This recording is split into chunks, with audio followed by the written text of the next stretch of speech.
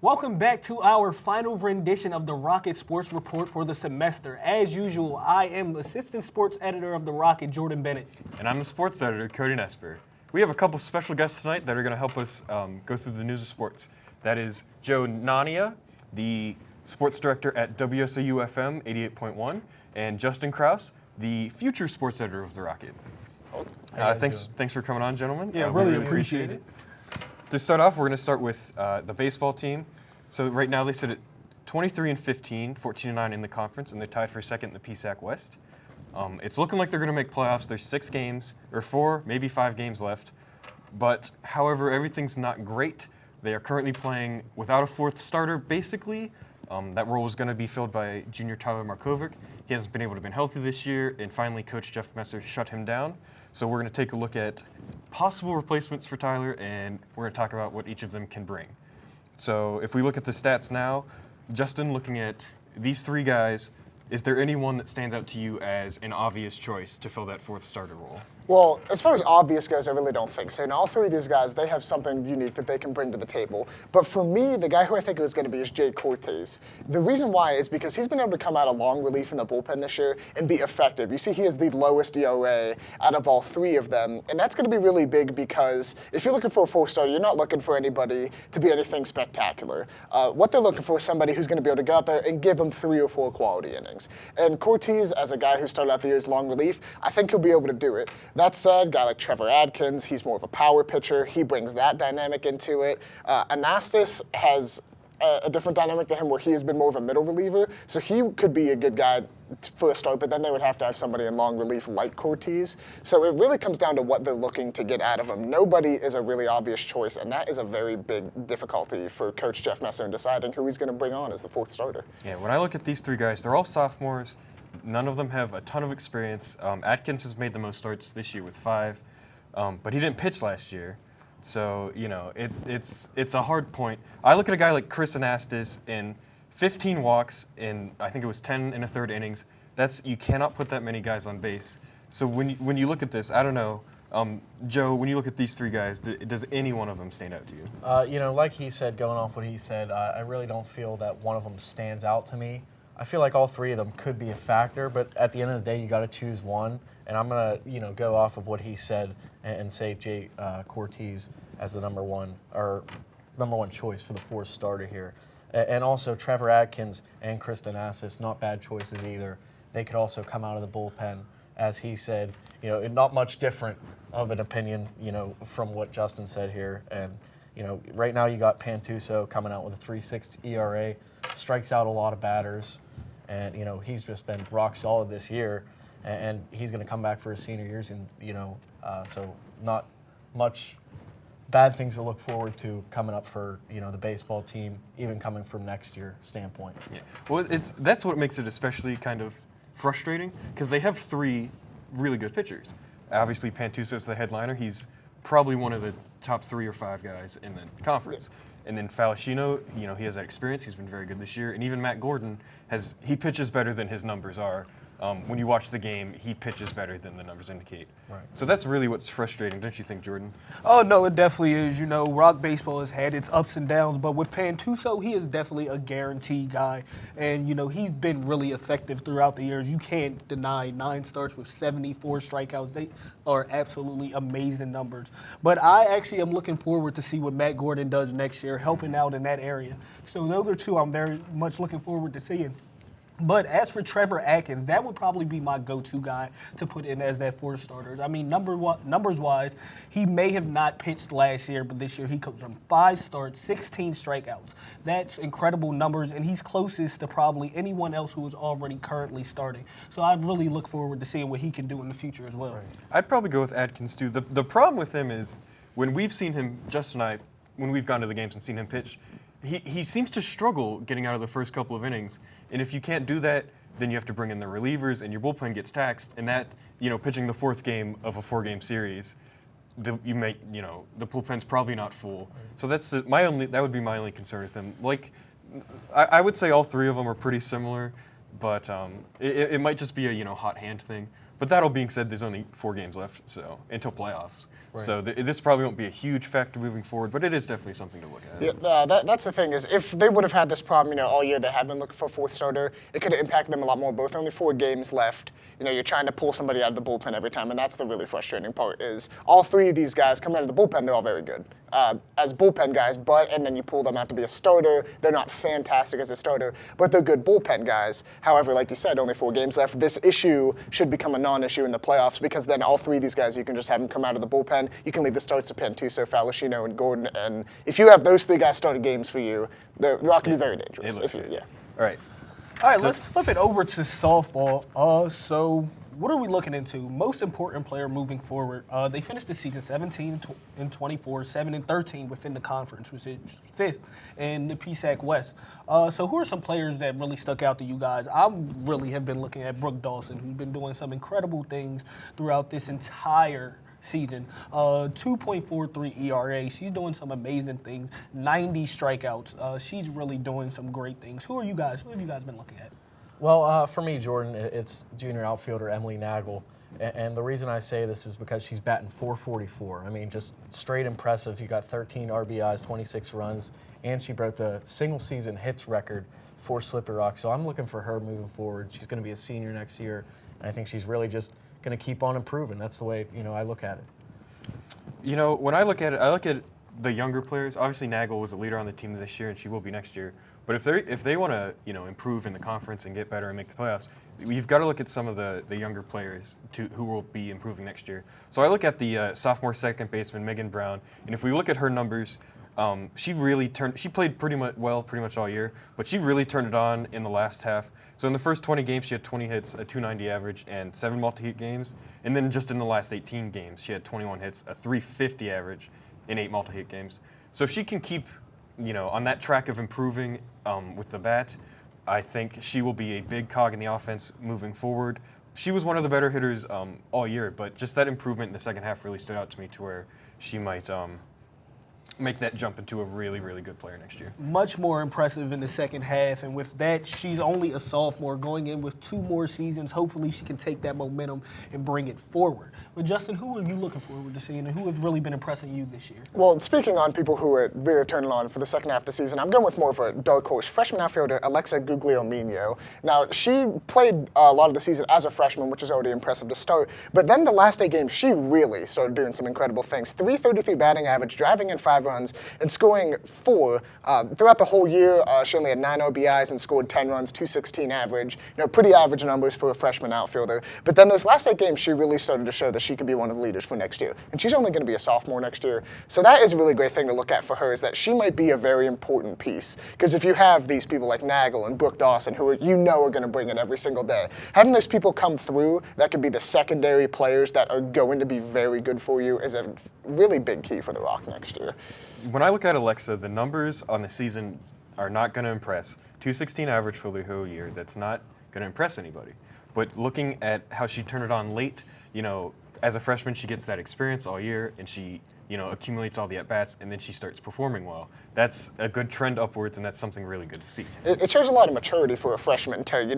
Your season average is not great. You know that people aren't going to think you're great, but if you do that, that shows a lot of maturity to say, I don't care what other people think of me, I'm going to keep playing ball. And she did. She kept playing softball and kept batting better throughout the season, and that's really all that you can ever want from a freshman, is to show that kind of maturity. Alexa also was a one-time Rocket Sports contributor. She covered men's track first in the fall, and so she's got that going for her. Yeah, we're extremely appreciative of that. But, maturity is going to be a big thing going into the future. Right now, it's no way that they'll come out with a winning season. Hopefully, they can win out every game and improve their record. But with players like second base woman Megan Brown and shortstop Kaylee Myers and even freshman Alexa, that is very good to look forward to in the future for this Rock softball team. So hopefully with those 3 coming back, as well as Brooke Dawson and Emily Nagel, they're pretty much a young team, and they're really returning a lot of people. So that's going to be really good for them going into next year, especially putting up these numbers. And hopefully, like you said, with that maturity factor, they'll move on into the future. Speaking of young players, now we're going to take a special look at freshmen from this athletic year that we're most excited to see play next year as sophomores. Joe, let's start off with you and the football running back Dantes. All right, well, as you know, I'm the sports director, and we call the football games here the home games. And some guy that really impressed me this year was Dontez Rash, the freshman out of Ohio there. 64 rushes, 248 yards. You know, as a freshman, got a lot of time, and it was really impressive. And I know for a fact the coaches really liked Dontez. Didn't play in the spring game, unfortunately, due to injury. But he's going to be a power back, and he's going to be playing with Isaiah Neely and Braden Folkman to go along with him at the running back position. And, you know, I really look forward to a great Rock football season after the spring game. It was really exciting to see.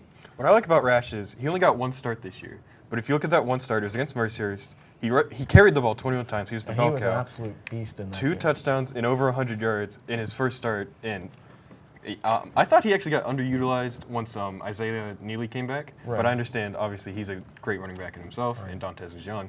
But yeah, moving forward, Dontez, he'll probably be fun to watch. The only thing Dontez was held back by was that last year Rock football had too many options in the backfield. You still had Shamar Green there, Right. you still had Isaiah Neely, and then you had Dontez Rash. You can't, not all of them can have 40 carries a game, and they all should. Yeah. So they had too many options in the backfield. Yeah, they're very much deserving of it. Rash, exactly like you guys said, in his one start, he definitely came out and made some noise and definitely made a name for himself. Definitely a different type of running back than Green. Maybe a little bit more quicker. Shamar, he definitely has a type of hustle in him that a lot of players don't have, but there's a natural ability that you can see within Rash that is, if he gets that type of mentality that Green has to not go down, he can be something great for the Rock in the future. But so, Justin, who are you looking for as freshman in the upcoming future? Well, a freshman who was absolutely outstanding this year was Brooke Hinderleiter on the women's basketball team. A player who deserved to win the PSAC West Freshman of the Year. She was a shooting guard this year, but she's going to take over as point guard, and there's a pretty good reason for that. Her split on the season, you can see whenever Lexi Carpenter was in the lineup when she played shooting guard. That was 19 games. She had exactly 10 points per game, 1.7 assists per game, and 4.3 rebounds per game. However, once Lexi Carpenter was sidelined, Brooke moved to point guard, and then in only 9 games, she had 11.6 points per game, 2.7 assists per game, and 5.7 rebounds per game. And she also shot a very impressive 80.1% from the free throw line. So all of her statistics trended upwards once she came in as point guard, and she's going to be the point guard next year. And that's why I think it's so impressive is halfway through your freshman season to already have to switch positions and then do even better at the position other than the one you recruited to play is pretty phenomenal to me. So now she's going to have a whole offseason to practice playing point guard. I think she's going to be absolutely excellent next year. She's going to be a very exciting player to watch. Having a full offseason and going to just play better and better each and every game next year at point guard. Point guard is where she should be. She made that obvious last year playing better at the point guard position, and I'm really excited to see what she's going to turn into. What I like about Brooke is, like most high schoolers, she was the best player on her team, and so she played point guard in high school. And then she had to completely switch to play shooting guard this year.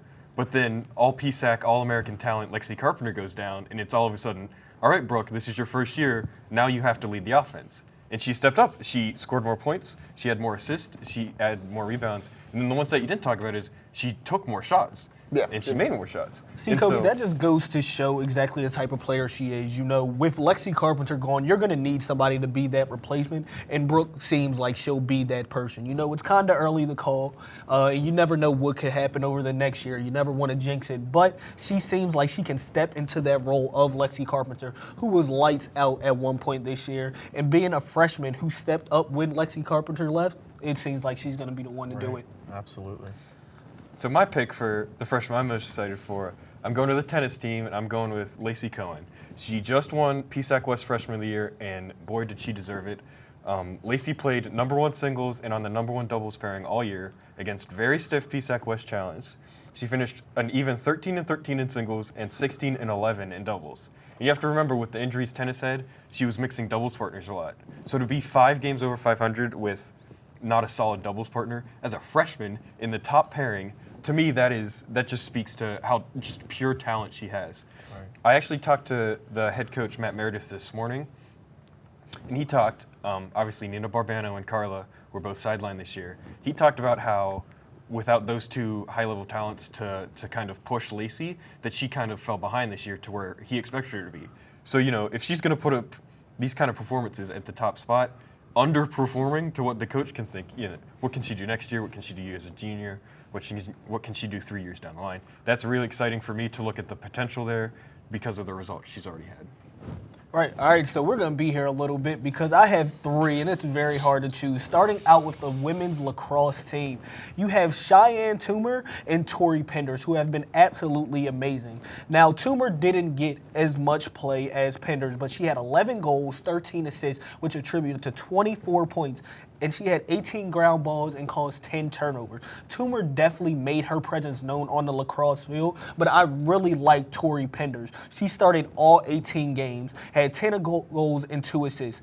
But she really turned it around on the defensive side with 14 caused turnovers. She was definitely one of those people who you wanted to look for. She may have been behind the Caitlin Palladinos, the Tia Torshas, and players who scored more prominently, but these two are going to be the future of Rock Lacrosse, who did a very good job this year and turned their season around, turned their program around a lot.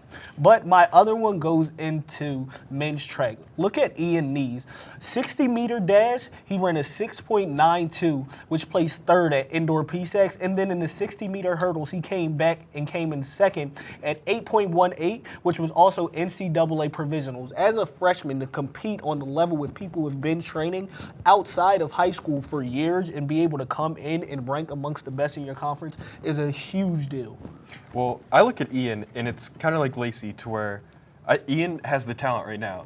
And then you put him with a coach like John Papa, who's been here for 30-plus years, who is an exceptional head track coach. His potential is through the roof. There's no ceiling on this kid. If he's gonna, finish third and second in the PSACs as a freshman, and then have 3 more years of training. Justin, you covered the men's track team this year.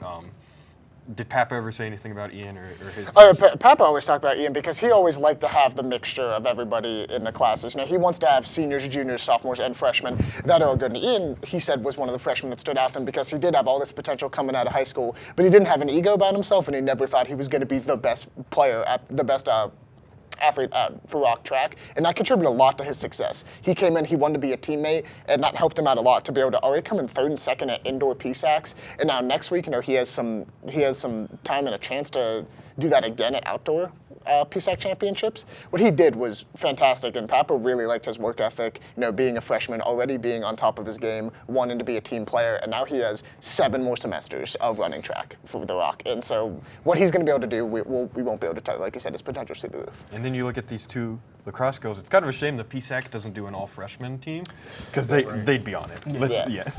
It's very important for them, like Jordyn said, they have the Caitlin Palladinos, they are the stars, but then Toomer and Penders, they provide a lot of depth, and in lacrosse, that is extremely important, and that was the big turning point for them this year, why they were able to finally make the playoffs. Exactly, and actually that's where we're going to go into our next segment off of that. We're going to go into our biggest surprises of the year, and since we're talking about them, let's go into lacrosse making the playoffs. Its best season in school history, tied team record with 12 wins, made playoffs for the first time since the reinstatement in 2007, and the least goals against in the PSAC.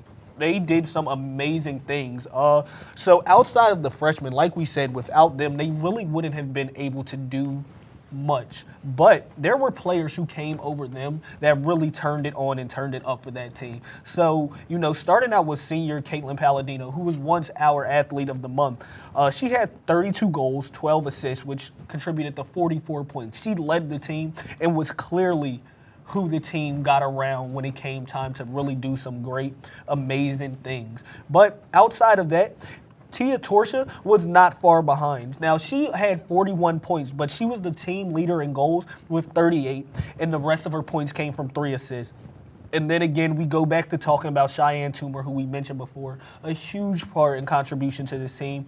But Emily Bicka kept them alive a lot. She had 7.24 goals against, was her average within the PSAC. She really stopped some crucial games. And if you look at them against ranked opponents, they've only lost by 10 goals combined out of four games against ranked opponents. They really did some great, amazing things. So I definitely think the lacrosse team this year was my biggest surprise, at least. Oh, yeah, for sure. And like you said, with Palladino, she already won Athlete of the Month. Tia Torsha just won the April Athlete of the Month poll. So that's 2 Athlete of the Months for whenever you have so many sports competing for Athlete of the Month polls, and they win 2 of them. That's another really good indicator that the lacrosse team, they were all around a fantastic team this year. Jordyn, I'm glad you picked lacrosse making the playoffs, because if you hadn't, I would have. After last year, they lose the top 2 highest scoring players in school history. They lose a 3-year starting goalie. I was so low on this team to start the year. I was like, the PSAC's so competitive. I think 3 or 4 teams are nationally ranked. I was so low. Did anybody, Joe, Justin, did anybody expect the lacrosse team to do No, this well? I was hoping for the best. I was hoping for 500 coming into the season, and then they blew it out of the water. Yeah, I thought the same thing. You check and you'd be like, wow, they're 8-0 right now. I mean, you remember that, but just an incredible season for them, and just great to see them turn a program around that really hasn't been super relevant. You know what I mean? Well, I actually got to talk to Coach Hopkins this morning, so while we're waiting for them to go 500, she's thinking about next season already after they just took a loss, and she's hoping for a home playoff game, first in school history, and seeing that the only person that is really a key contributor that they're losing is Palladino, with some people who can really fill her position. I think that they can do it. She said she has a strong class coming in with the likes of Torsha, Bitka, and Toomer coming back. They can really turn it on next year, and it can really be some great things. But let's move on to our next surprise. Justin, what do you have for us? For me, the biggest surprise of the year for me was Nicole Jones, the senior guard on the basketball team.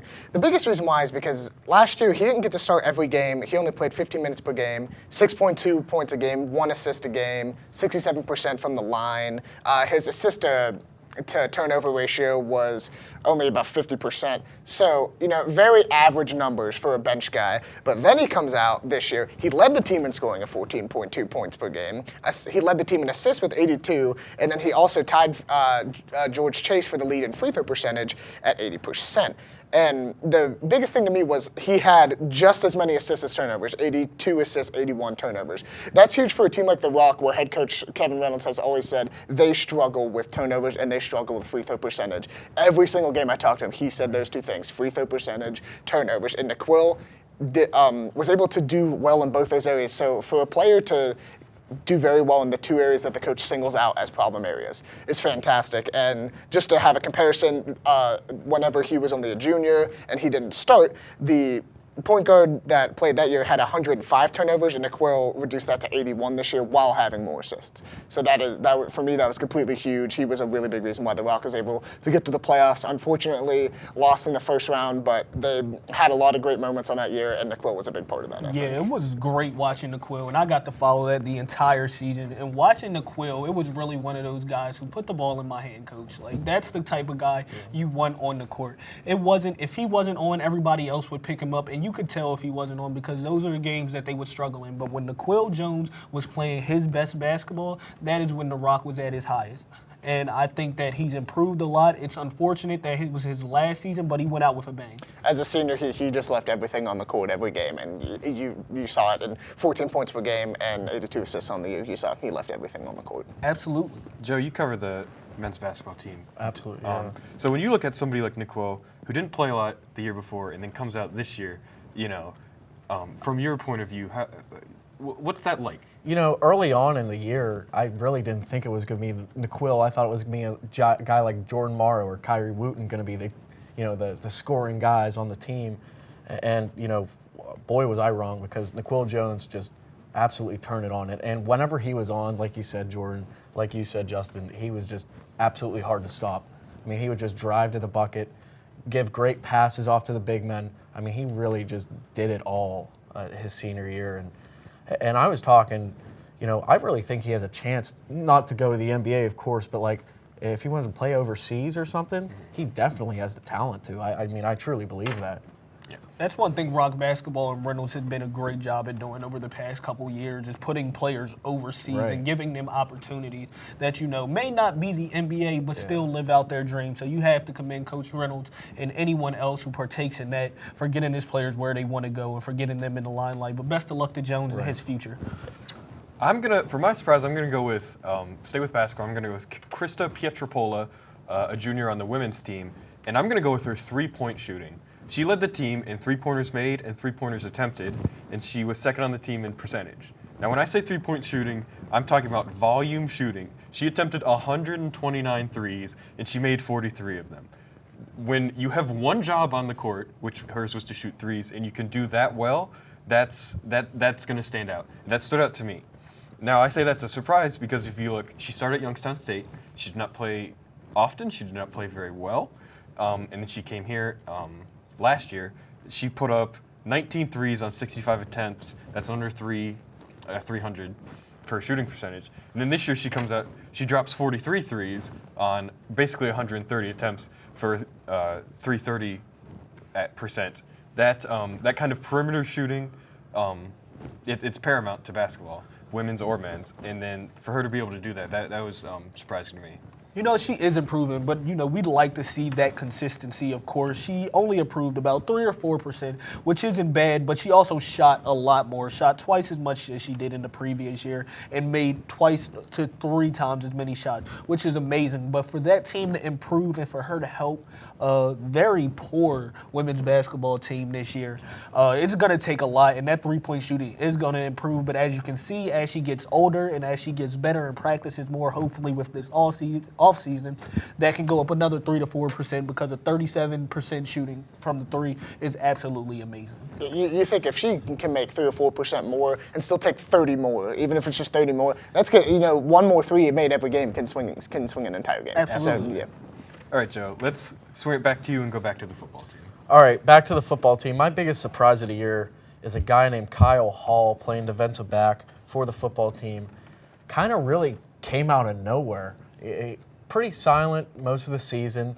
You know, along comes, 10-22 versus Edinburgh, in October there. 3 interceptions in one game and a pass breakup. He was all over the field, and he's really starting to become the leader on that defensive back unit, a unit that's very sparingly right now, lost a lot of guys from last year, had some guys leave the team.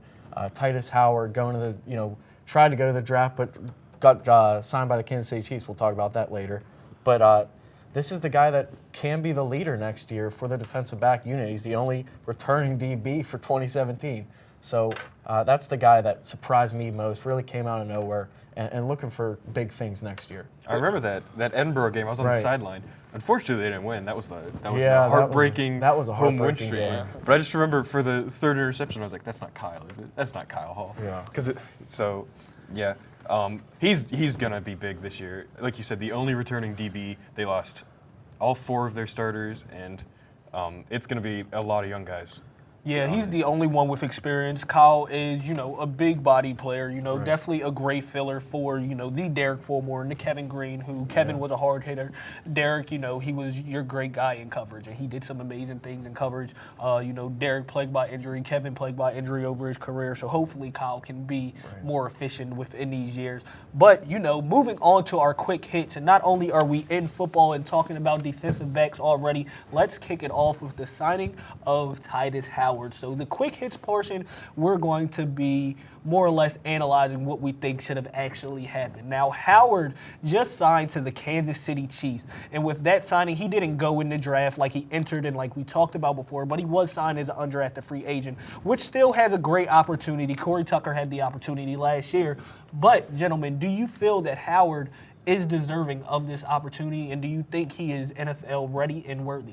The only thing I would say is NFL ready, most likely not. Only being a junior, leaving school as a junior from a Division II college, he is probably not ready. However, if you're as tall as him and as athletic as him, you could never be able to count him out.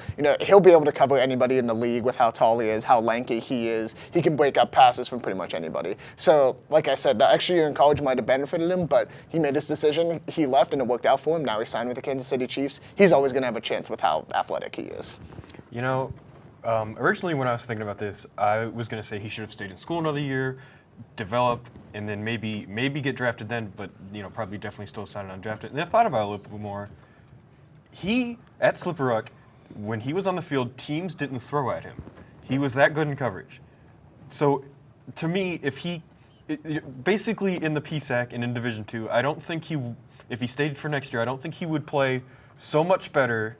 I just don't think he could improve and have improved enough to get drafted or be in better standing than he is right now. You can't improve over people not throwing exactly. at you. He's that much of a force where other teams were just scared to throw on his side of the field. So yeah, staying in school one more year probably wouldn't have benefited him because he would have had more experience working with Slippery Rock, and it would have helped the team out more. But as far as him individually, if other teams are already scared of throwing at you, it's not going to help to have another year where nobody throws on your half of the field. Exactly. I would have liked him to stay in school one more year. Do I think that he can be a great NFL player at some point? Absolutely. I've had conversations with Titus on a personal level and on levels of asking him about his future. One thing that I can say is from his problems at Pitt, maturing-wise, he has turned around incredibly. You know, he had that trouble that he went to in Pitt, so mentally I think that he is prepared. But physically, like you said, he is very athletic, but he does not have the numbers portion of it. And in the NFL, that is a big deal. Everyone is athletic in the NFL, as you know, once you get to these professional sports. But what separates everyone is the height, which he has. Weight, that's debatable, of course. But where he lacks is strength and speed. Howard's not one of the fastest corners. Hopefully all of that can make up with a deep ball. But if he gets a burner on the outside in the NFL, the routes are much more complicated. I'm kind of nervous about what can happen. But I think, like you said, with that development, I think Howard has time. I think he does have what it takes to make it past this camp. But as far as starting and being an NFL player right away, no, I don't think he's ready because what he lacks in speed. But at the end of the day, he's missed those things that you get at Division I schools, the extensive weight programs, you know, the giving you all the proteins and providing you with the things to help you gain weight and gain speed at a rapid level that the Division II level doesn't get. So hopefully we can see Howard improve on that level with his speed and his strength. And if he does that, I feel like he will be a total package and have what it takes to really make something of himself in the NFL. One thing I want to point out, I forget which game it was, but there was a home game this year when Titus was knocked out. And he left the stadium on a stretcher and he had to go to the hospital. And, you know, he was out cold. And so just for him to come back and play the rest of the year and now go get drafted, I think that in and of himself probably speaks to how dedicated to the game he is and just how mentally strong he is. I mean, Joe, you watched him all year not get thrown at. What's your analysis? Yeah, just going off what you guys said, Titus Howard is a tremendous athlete. Going back to his Clareton days, was a huge time recruit, came in with the killer tees, coming with Tyler Boyd out of Clareton, went to Pitt, like you said, had his struggles, but has matured, has a big body, and down the line, I definitely could see him being a good DB in the NFL. I really could, just with his strength, athleticism, like you said, no one wanted to pass to him, and I really believe that Titus has what it takes. But I mean, it's not going to be an easy road, but definitely can do it. Okay, so let's stay within football for a little bit. Let's go to the spring game. We had our spring game last week, and the Rock beat the Pride 23-21. Slippery Rock beat Slippery Rock. Oh, great. But let's talk about some things that'll really be worthy of talking about. Starting out with the quarterback battle between senior Tanner Gary, sophomore Augustus Nicastro, and sophomore Nathaniel Musselman. Gary went 5 for 10, throwing for 105 yards. Musselman went 8 for 16, throwing for 111 yards and a touchdown. But it was Augustus Nicastro who went 21 for 32, 223 yards, and 2 touchdowns. My question to you guys is, who is our starter next year? So I would, just based off of what I've seen, I would go with Augustus because I saw him start games last year. I saw him play very well in the spring game. He's the pocket passer. I think he can throw it anywhere you ask him to on the field. Asterisk, though, I have only seen Tanner throw 10 passes, and they were all in the spring game. So I do not know. The thing with Tanner is usually when you get a transfer, you don't get a transfer to come in and sit on the bench for you. Right. So I mean, Tanner has that going for him. He's more experienced. He's bigger, and he is also a pocket passer. And it seemed like in the spring game, he was in the more realistic situations. He threw the least amount of passes. Slip Rock is a lot about running the football. And that is what's going to be the Rock offense next year. It's going to be a lot of rotating, running guys in the backfield, and then the quarterback's going to have to throw the ball when he can. A guy like Augustus Nicastro, he's a gunslinger. He's always going to throw the ball. So, he has a higher risk, but also there could be a higher reward with Nicastro. He's younger. He could still move better. If he has one of his on days, he could complete 40 passes in a day. Whereas a guy like Tanner Gary, he's going to sit back there. He's going to be your calm, cool, and collected kind of guy. He's going to provide a lot of consistency. He's been at 3 different universities. So he has a lot of more experience. And then Nathaniel Musselman, he has his own dynamic to the game to bring as well. He was kind of the mid-ground. He also had a 50% completion percentage, threw the second most amount of passes, and he is the mover guy. He's a dual threat. And the offensive coordinator for Slippery Rock usually likes to run dual threat quarterbacks. Don King did it last year. He did it very well. So Musselman might also be able to throw his hat in the ring there and say, I'm the guy who can move well. So if you have me and those 4 running backs, who's going to stop us if there's 5 great pairs of legs in the backfield? Joe, what are you looking at? Right now, it's hard for me to say. I think Augustus Nicastro should be the starting quarterback day 1. I believe Tanner Gary will be the starting quarterback day 1. I was literally thinking the same exact thing he said. You don't bring in a transfer from Youngstown State to sit on the bench. Going to be a senior. I think he starts day one, but who knows? I mean, he could be on a short leash. You could see both these guys very much throughout the year, and all three of them I think are good quarterbacks, have their great qualities. Nathaniel Musselman, like he said, great pair of legs, and also a lefty, and you can utilize that against DBs.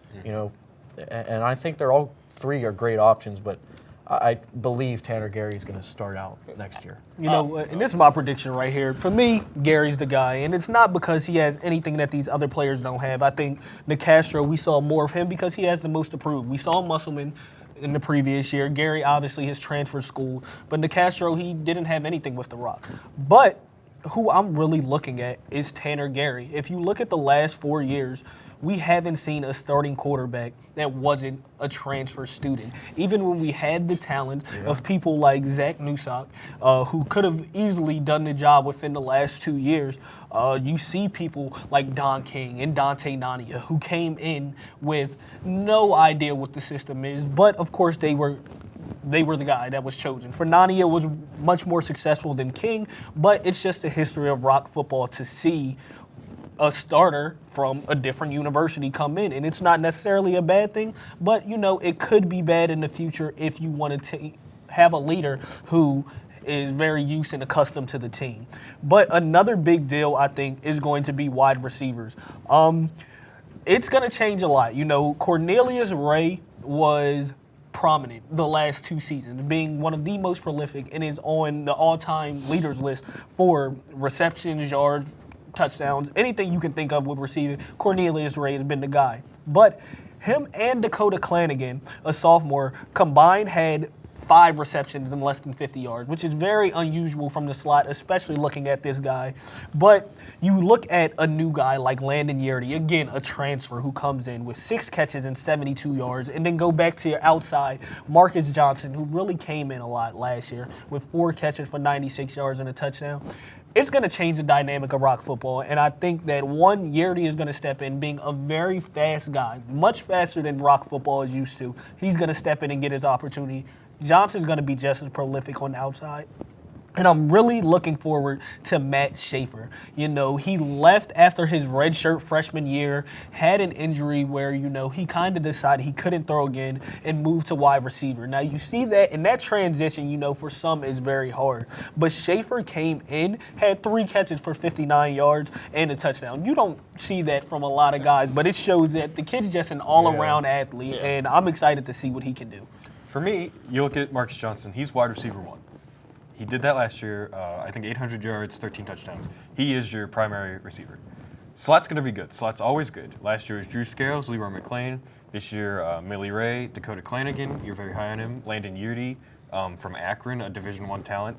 But I'm looking at that other outside spot. Will it be Carnell Harley again? Did not have a great year.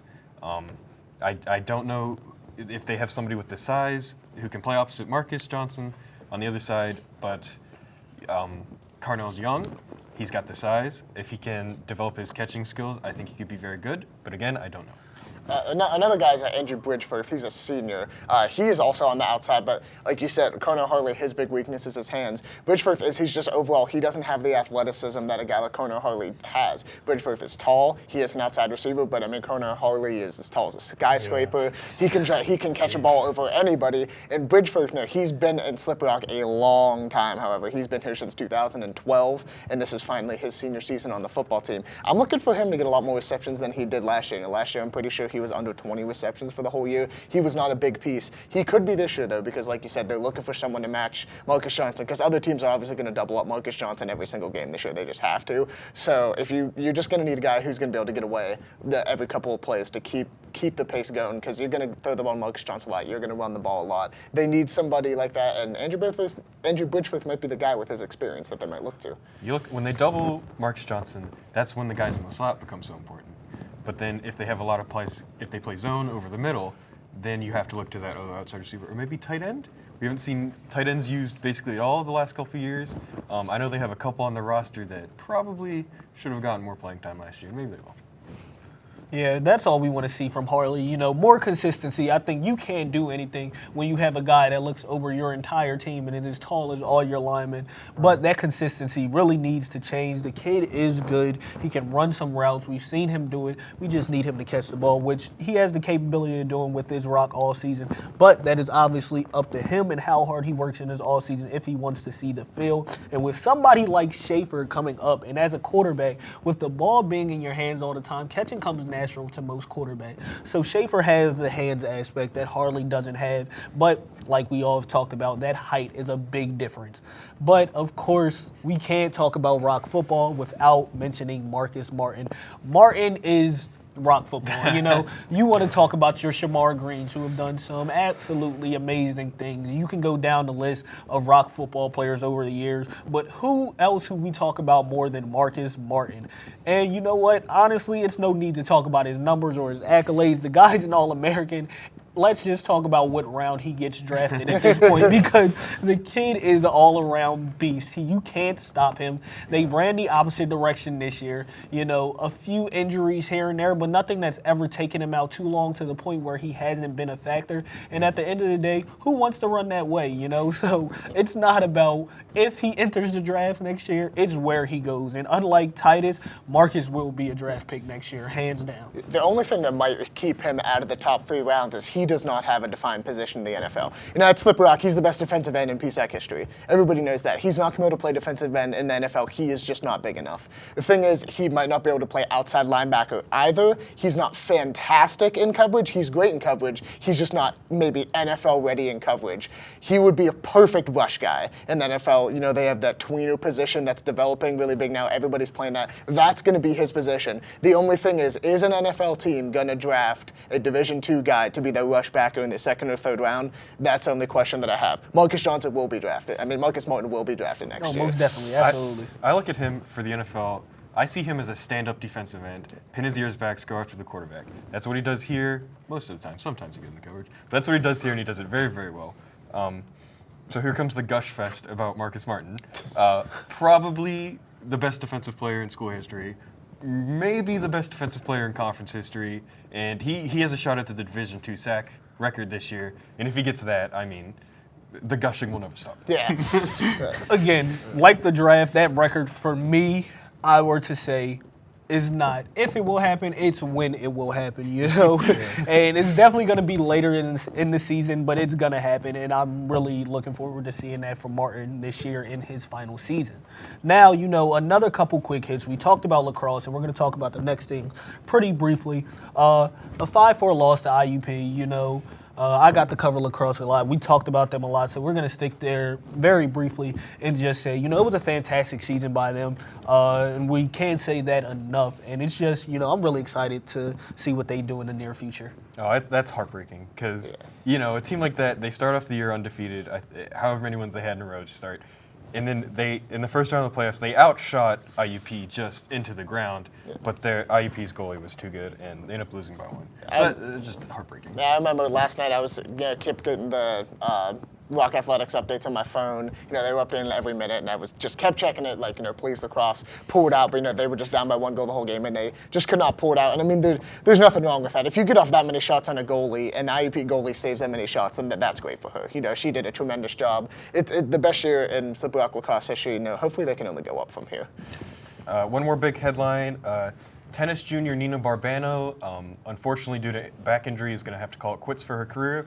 Barbano's been very good, you know, the past 2 years, and then obviously this year she only played, I think, 3 matches or so. Yeah. She was very good. That's going to be a big loss to that team, and it's just bad for her in general because I talked to her a few times. She obviously loved playing tennis. Yeah. She's obviously had very talented at it, so that's kind of sad.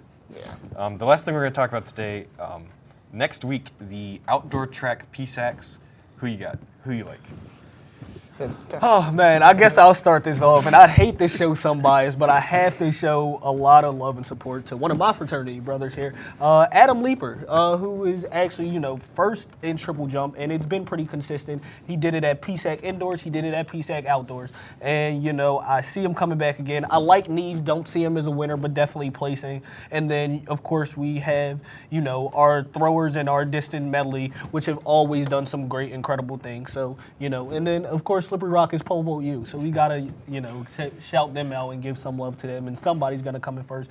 And I'm really looking forward to Jordan Pacheco for that. So we'll look to see what happens. And as for track, that's pretty much it. Any other picks for you guys, or is that? There's two I'm going to look at. David Reinhardt, the thrower on the men's team, and Courtney McQuaid, a vaulter on the women's team. I think they both have very good shots to take the title. McQuaid did it at indoors. Reinhardt, I think, has been second in the conference pretty much all year. They're going to be exciting to watch. Both teams, I think, are going to put up a good fights. So it's just going to be a good weekend. I just want to talk about the men's team in total because in the PSAC, Shippensburg is the school. They are the absolute dynasty for track. They win the PSAC championship pretty much every year. Indoors, Slippery Rock came, I think it was within 5 points of beating them, and that's huge because Ship is just one of those foregone conclusions. It's, they're going to come in first, who's going to come in second. But they challenged them really tough in indoors, so I'm looking forward to the whole team bringing that same intensity this upcoming weekend. Can they do it? Can they unseat Shippensburg? And it's realistic that they could be able to. Yep, and we can't forget our guy, Ryan Thompson. But Of course. But we had him on the show. You guys seen him. So with that being said, at the end of our show, this is my last show. Very emotional. You can see the tears right now. But, we would really like to thank a lot of people for giving us this opportunity this semester. So I would love to thank Ryan Thompson. Speaking of him, going into PSACs, good luck. Hope you continue to break records, and thank you for coming on the show. For our staff, Dan, our cameraman right now, news editor. Really proud of you, man. Keep doing what you do. Thank you so much for all your help. The rest of our production team, we have Kevin Asatula, who is our technical director. He's a great member of WSRU-TV. He helps us out a lot, makes the show look pretty. We wouldn't be here without him. My roommate, Jack Lindy, I'm not sure what he does, but he's always here. Of course, Dan DeFabio, begrudgingly here, does not like sports at all. Justin and Steve, our new assistant and sports editor. You guys are going to take over. It's going to be your show next year. Really looking forward to you guys doing some amazing things. Yeah, I didn't even finish it. I didn't even graduate yet, but it's cool, guys. Thanks. Yeah, so that's Justin Cross and Steve Sukovich. They're going to be the sports editor and assistant next year at the Rocket.